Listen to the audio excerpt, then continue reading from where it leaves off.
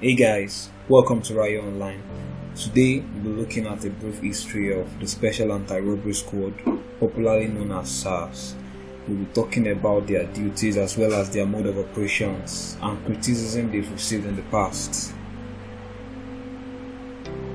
Special Anti-Robbery Squad, that's SARS or Federal SARS as is lately known, is a unit under the Police Criminal and Investigation and Intelligence Department headed by the Deputy Inspector General of Police. Now SARS is one of the 14 units of Federal Criminal Investigation and Intelligence Department which was established to detain, investigate and prosecute people involved in crimes like armed robberies, kidnapping and other forms of crimes. Now let's look at a brief history of Federal SARS.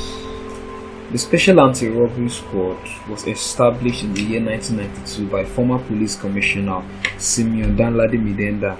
Now the unfortunate incident that led to this formation of the SARS took place in Lagos State where Colonel Ridam, it was a Nigeria Army colonel, was shot dead by a police officer at the checkpoint. Now the army, on getting wind of this information, dispatched soldiers into the streets of the state in search of any police officer. And this unfortunate incident resulted in the withdrawal of police officers from checkpoints, security areas and other points of interest for criminals. Some police officers even resigned from their duties as police officers, while some disappeared in thin air. Now, due to the absence of police for over 2 weeks, criminals and crime rates increased rapidly in the state. The then Inspector General of Police, Simeon Danladi Midenda, then formed a unit known as the Special Anti-Robbery Squad with only 15 officers operating in the shadow without the knowledge of the army while monitoring police radio chatters. Now, after months of dialogue, the Nigerian Army and the Nigerian Police Force came to an understanding, and official police duty began again in Lagos. Now, the SARS unit was then officially commissioned in Lagos following the ceasefire by the army after the settlement. In the year 2009, after several years of operation, the squad grew in number and strength, which led to the spread of the squad into more states in Nigeria. The unit, however, had several ill reports ranging from human rights violation to extortion of the innocent citizen and even extrajudicial killings by the members. The Inspector General of Police, Solomon Arashe, announced on the 7th of August 2015 that as a result of the reports from the general public, the unit will be split into 2 units, which includes operational units and the investigation unit, to curtail the cases of human rights violation.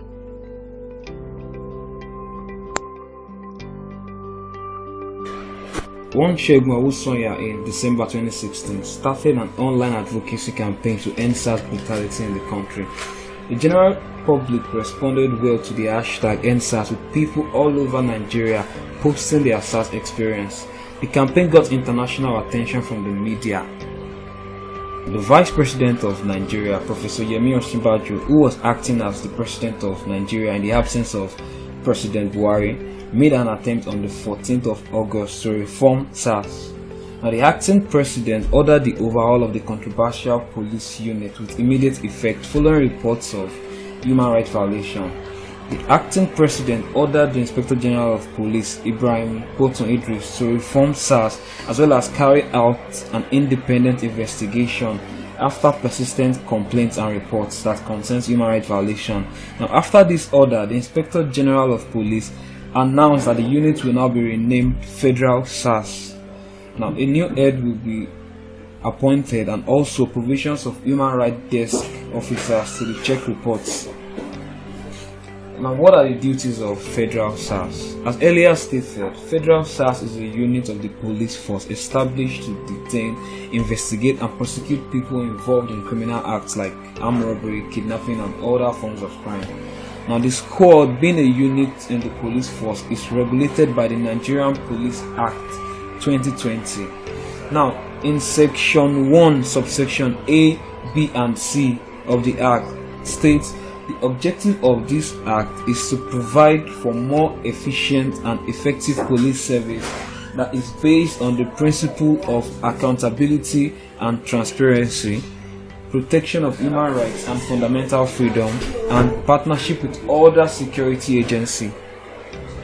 Section 2 states that the specific objective of these acts are to a.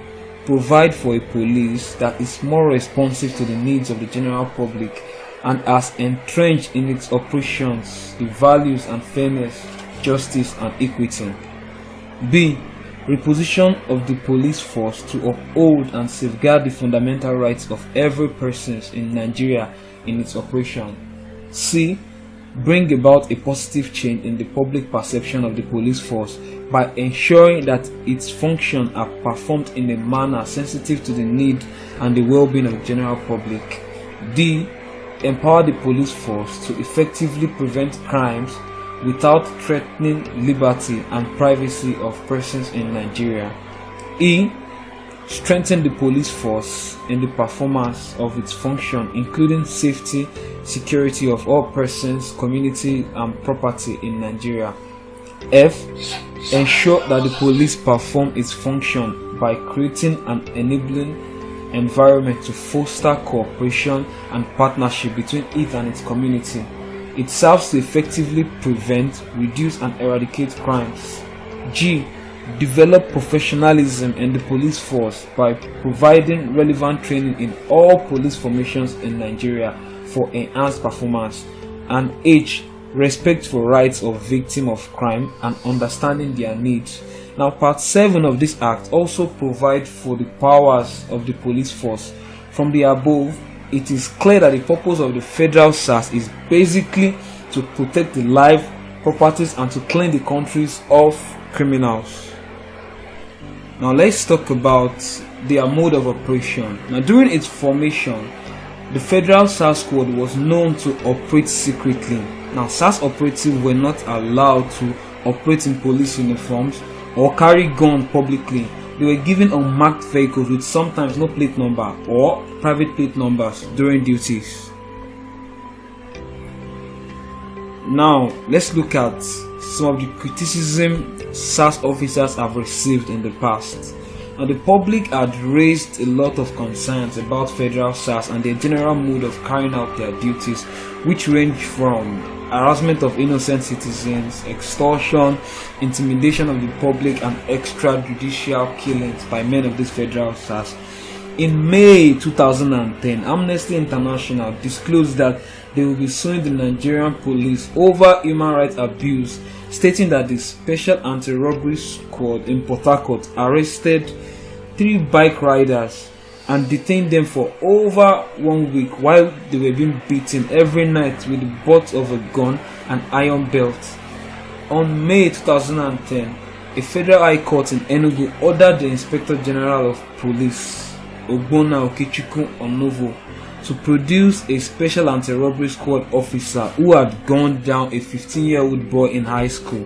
Now, according to this officer, the teen was mistaken for a kidnapper. Now, following several reports of human rights violation by members of the public to the Office of the Inspector General of Police, on the 7th August 2015, the then Inspector General of Police, Solomon Arase, announced that it will be splitting SARS unit into 2.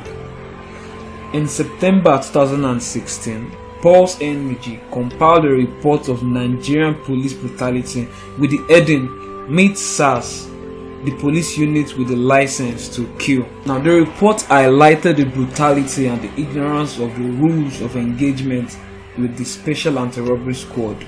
On the 10th of August 2019, while SARS operatives were on the raid in Ijegun area of Lagos State to arrest kidnappers in the area, operatives of the unit fired several shots in a bid to subdue the kidnappers, and during the course of action, a stray bullet hit a pregnant woman. She reportedly died on the spot. An angry mob was said to have lynched 2 police officers on the spot.